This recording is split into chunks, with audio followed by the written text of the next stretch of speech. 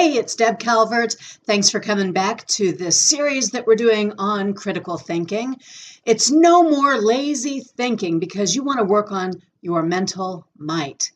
And today we're going to talk about a trap that you might be falling into. It's a way that you might be thinking lazy, and it's oversimplification.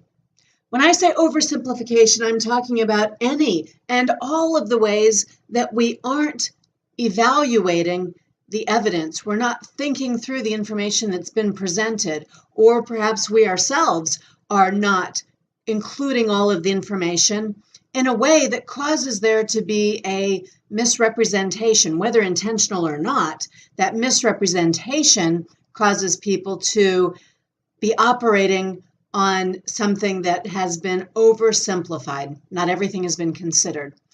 Here's an oversimplification. Somebody wrote to me and said, hey, you're doing a series on critical thinking. You must be really smart. And, well, that's just an oversimplification. It's not accurate. I'm glad I have you fooled. But frankly, I'm doing a series on critical thinking because I want to be smart.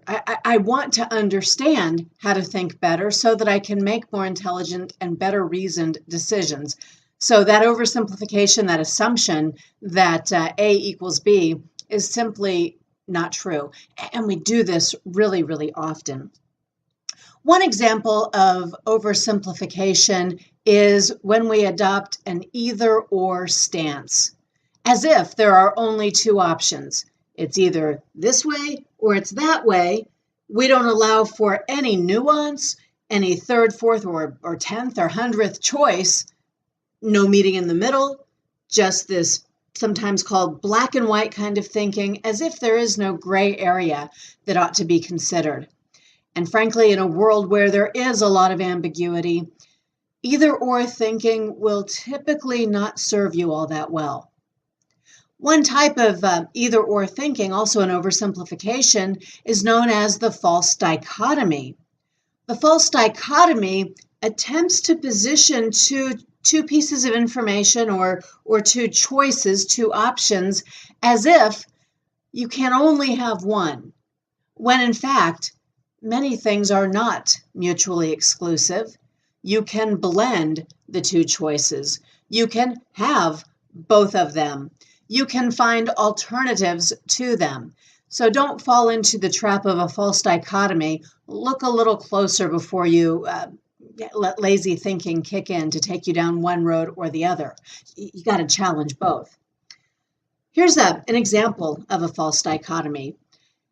I hear it occasionally in coaching work that I do, and it goes something like this. They didn't give me the pay raise I requested, so they must not value me. That's a false dichotomy.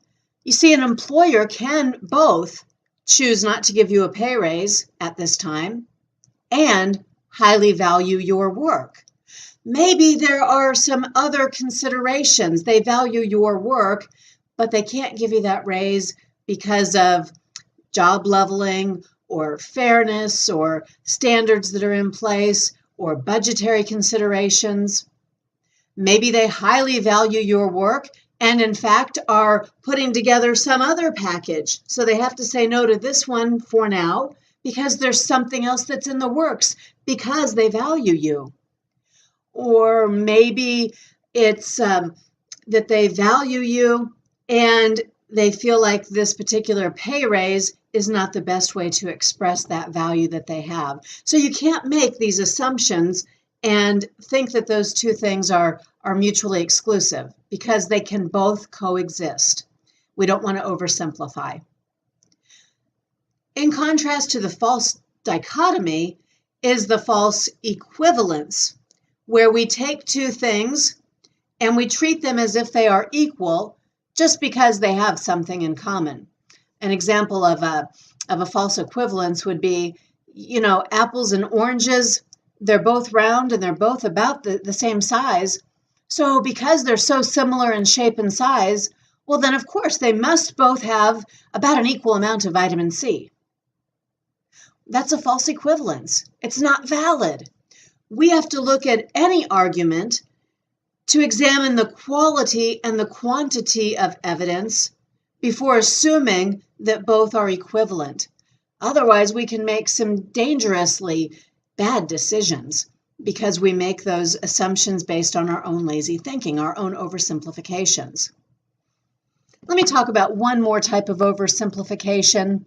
That's the non sequitur. Of course, you've heard of non sequiturs before because kittens are so cute and cuddly. That's a non sequitur. In Latin, the word non sequitur means it does not follow. So anytime you hear a conclusion that does not follow, it does not fit the setup piece, that's a non sequitur. What do cute cuddly kittens have to do with defining non sequitur? Absolutely nothing. That's the point.